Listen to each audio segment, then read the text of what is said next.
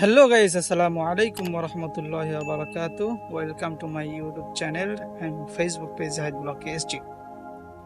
তো আজকে যে টপিক নিয়ে ভিডিওটা বানাবো সেটি খুবই ইমোশনাল একটি টপিক, না বলার মতো একটা টপিক, আবার না বললেই নয়। তো আপনারা সকলেই জানেন যে আমাদের সকলের একটা প্রিয় জিনিস থাকে। বিভিন্ন জনের প্রিয় জিনিস বিভিন্ন রকম। যেই প্রিয় জিনিসটা আমরা কারোর সাথে শেয়ার করতে চাই না বা কাউকে দিতে চাই না, দিতে নারাজ হই, বা যদিও চাপে পড়ে দিই তারপরেও কিন্তু মন থেকে দিতে পারি। তো ঠিক আমারও তেমন একটা জিনিস আছে। জিনিসটা হলো এই গাড়িটা, এই বাইকটা হলো আমার সেই প্রিয় একটা জিনিস, যেটা আমি কারোর সাথে শেয়ার করতে পারি না, চাইলেও পারি না, আমার মন থেকে আসে না, আমি দিতে পারি না। এখন আপনারা বলতে পারেন যে আপনি হয়তো কিপটা এই জন্য দিতে পারেন। আসল কথা কি ভাইয়া, আমার বাবা একজন গরিব মানুষ। আমরা এমন কোন পরিবারের সন্তান না যে এমন একটা বাইক কিনে ঘুরে বেড়াবো। আসলে এই জিনিসটা আমার খুবই শখের, খুবই শখের, খুবই শখের। তাই সামর্থ্য না থাকা সত্ত্বেও অনেক কষ্ট করে এই গাড়িটা কিনেছি, অনেক কষ্ট করে। কতজনার কত কথা যে শুনেছি। এটা কথা কি জানেন, আমি এই জিনিসটা আগে থেকেই জানতাম যে কারোর বাইক চাইলে সে মন থেকে দিতে পারে না। তাই যখন আমার বাইক ছিল না, আমি কারোর বাইক চাই নাই, আমার মন থেকে। আমি তখন নিজেকে প্রশ্ন করেছি যে তোমার বাইক চাইলে কি তুমি দিতে পারবা? তখন আমার মন থেকে এসেছে না, আমি দিতে পারবো না, তাই আমি চাই না। আমার অনেকজনের বাইক ছিল। তারপরেও মাঝে মাঝে একেবারেই একান্ত পারিবারিক কোনো কাজে বা যার বাইক তার কোনো কাজে দিয়েছে হয়তো, বা আমারই চাওয়া লেগেছে, তো একবারে যেই নেই না, বিষয়টা এমন না। তো কথা হলো, এই বাইকটা কেনার মতো অ্যাবিলিটি আমাদের নাই, তারপরেও কিনেছি অনেক কষ্ট করে, অনেক কষ্ট করে। কারণ আমার ছোটবেলায় থেকে একটা শখ ছিল যে আমার একটা বাইক থাকবে, আমি ঘুরবো বাইকের উপরে চড়ে, মানে বাইকের জন্য জান প্রাণ সবই দিয়ে দেবো, এমন একটা বিষয়। তো এই বাইকটা কেনার পিছনে সর্বপ্রথম যে বেশি কষ্ট করেছে সেটা হলো আমার আব্বা এবং আমার আব্বা আমার দুজনে যে পরিমাণ কষ্ট করে টাকা ইনকাম করে এই বাইকটা আমার কিনে দিয়েছে, সেই বাইকটা আমি অন্যজনকে কি করে দেব? আমার আব্বা এত কষ্ট করে সকালে উঠে, শীত নাই, গরম নাই, বৃষ্টি নাই, মাঠে যায়।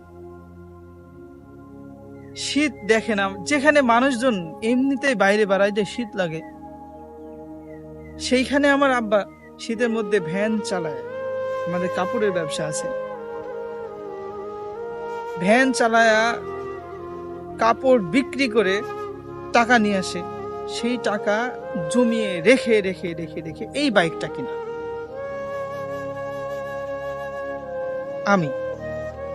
আমার আম্মা, তার পায়ে সমস্যা, বাতের সমস্যা।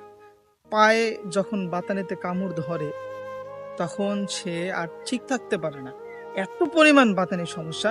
তারপরেও সে সেলাই মেশিনে কাজ করে করে করে করে টাকা জমিয়ে আমাকে দিয়েছে।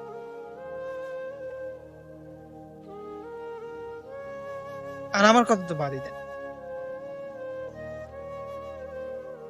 আমার এমনও দিন গিয়েছে, রোজা রেখে একটা সাইকেল নিয়ে 8 কিলোমিটার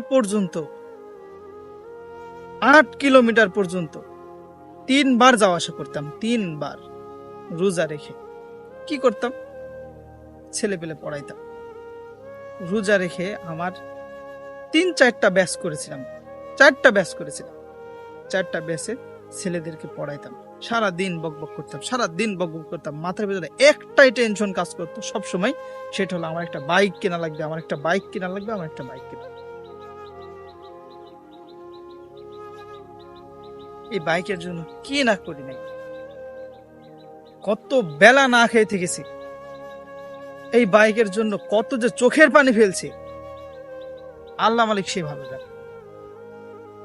হয়তো আমার বাবা মাও জানে না যে আমার সন্তান বাইকের জন্য এত চোখের পানি ফেলছে।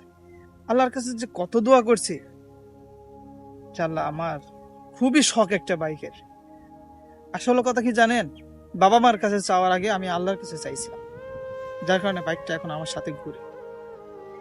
তো আপনারাই বলেন, এত কষ্ট করার পরে যখন একটা বাইক একটা ছেলে তার শখ পূরণের জন্য কিনে, এর মাঝে কিছু লোক আছে যদিও তার আত্মীয় স্বজন বন্ধু বান্ধব এসে বাইকটা চাই, যখন বলি যে ভাই বাইকটা নিস না বা অন্য কিছু চা, বাইকটা দেব না, তখন জানেন তারা সম্পর্ক না ছিন্ন করে চলে যায়, সম্পর্কটা ছিন্ন করে চলে যায় একেবারে।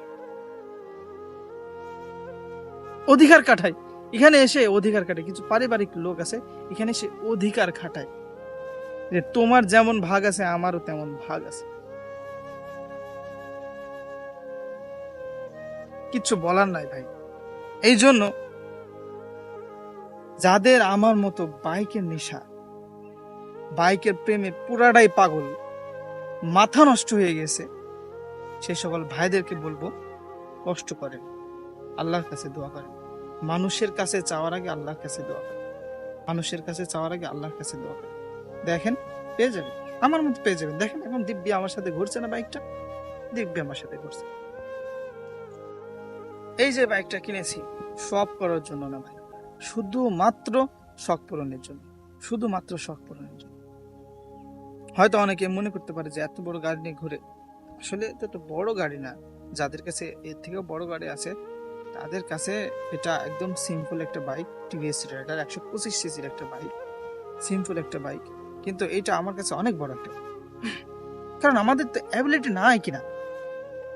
আমাদের কাছে তো বড় বাইক হবেই, কারণ আমাদের কাছে তো অ্যাবিলিটি নাই। এটাই আমার কাছে বড় বাইক, এটাই আমার কাছে রয়্যাল এনফিল্ডের মতো। কারণ আমার বাবার টাকা নাই, তো আমার বাবার টাকা নাই। তো আলহামদুলিল্লাহ বাইকটা নিয়ে আমি অনেক শুকরিয়া আদায় করছি। এত শুকরিয়া আদায় করার দরকার আল্লাহর, ততটুকু পারি না, কিন্তু করি। কিন্তু মাঝে মাঝে কিছু আত্মীয় স্বজন আছে, বন্ধু বান্ধব আছে, এমন ভাবে বাইকটা চেয়ে বসে না, জানেন একদমই দেওয়ার ইচ্ছা থাকে না, তারপরেও দেওয়া লাগে। একদমই দেওয়ার ইচ্ছা থাকে না, একদমই দেওয়ার ইচ্ছা থাকে। এই জন্য আপনাদের যাদের আশেপাশে এমন কোনো ছোট ভাই হোক, শালা হোক বা নিজের দুলা ভাই হোক, দেখবেন যে তার বাইকের প্রতি কতটা ভালোবাসে। যদি একটা মানুষ বাইককে প্রচন্ড পরিমাণে ভালোবাসে, ভাই পায়ে ধরে ভাই ওই লোকের বাইকটা কখনো চায়নি। একটু যদি চালানোর জন্য হয়, দেখি ভাই তোর বাইকটা একটু চালায় দেখি কেমন, সেটা আলাদা বিষয়। ওইটা আমার কাছ থেকে আমার বন্ধু বান্ধবরা চাই, আমি দিই, আমার বাইকটা একজন নিবে। কিন্তু এইভাবে দেওয়া চলে না, দেখি বাইকটা দিক ঘুরে আসি কোথাও থেকে। দেখেন ভাই এই কাজটা কখনো করে না, দেখি তোমার বাইকটা একটু চালায় আসি, এই কাজটা কখনো করে না। জানেন মনে এমন আঘাত লাগে যে আমার বাইকটা যদি কিছু হয়ে যায়, মনে করেন আমার বাইকটা নিয়ে গেল, নিয়ে যে একটু ফেলে দিল, দেওয়ার পরে ঘাটার একটু বেঁকা হয়ে গেল, জানেন ওই বাইকটা আর চালানো হয় না, চালাইতে পারি না। বাইকটা ভালো লাগে না, একটু শব্দ একটু অন্যরকম হয়ে গেলে আর চালাতে ভালো লাগে। যারা এই বাইককে খুব বেশি ভালোবাসে, যত্ন রাখে, তারা জানে যে একটু খারাপ হয়ে গেলে আর সেই আগের মতো ফিল হয় না। এই জন্য সকলের কাছে অনুরোধ থাকবে, সকলের কাছে অনুরোধ থাকবে, আপনারা আশেপাশে যারা আছে ভাই ব্রাদার, তাদের বাইক কেনার সামর্থ্য না থাকলে তাদেরকে একটু সাপোর্ট করবেন। আমার মতো আমাকে অনেক বন্ধু বান্ধব সাপোর্ট করেছিল। আর যারা অতিরিক্ত পরিমাণে বাইককে ভালোবাসে, খবরদার ভাই তাদের কাছ থেকে বাইক চাই না। তারা যদিও চাপে পড়ে হয়তো দিয়ে দেবে, কিন্তু মন থেকে দিতে পারবে না, ভিতরে থেকে তার মানে অন্তর থেকে রক্তক্ষরণ হবে। এখন আমার এই ভিডিওটা দেখে একদল মানুষ বলবে যে কিপটা, এটা সামান্য গাড়ি। আসলে আপনি বলতে পারেন, এটা বিশ্বাস করেন আমার কাছে এটা সামান্য একটা গাড়ি। আমার কাছে আমার বাপ মায়ের কষ্ট এটা, আমার রোজা মুখে ঘুরে বেড়ানোর কষ্ট এটা, আমার শখ এটা, আমার আল্লাহদের এটা। এই জন্য আমি কাউকে দিতে পারি না। তো সকলে আমার ভিডিওটা শেষ পর্যন্ত দেখার জন্য ধন্যবাদ। সকলেই ভালো থাকবেন, সুস্থ থাকবেন এবং আমার জন্য দোয়া করবেন। আগামী ভিডিও দেখার জন্য সকলকে আমন্ত্রণ রইল। আসসালামু আলাইকুম রহমতুল্লাহ।